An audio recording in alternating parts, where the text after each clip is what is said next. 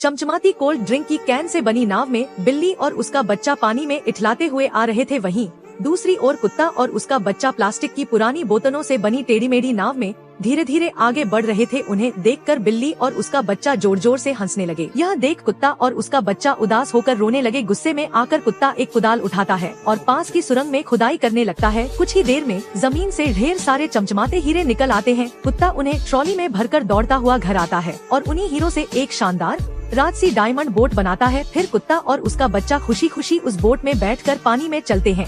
उनकी diamond boat देखकर बिल्ली और उसका बच्चा दंग रह जाते हैं।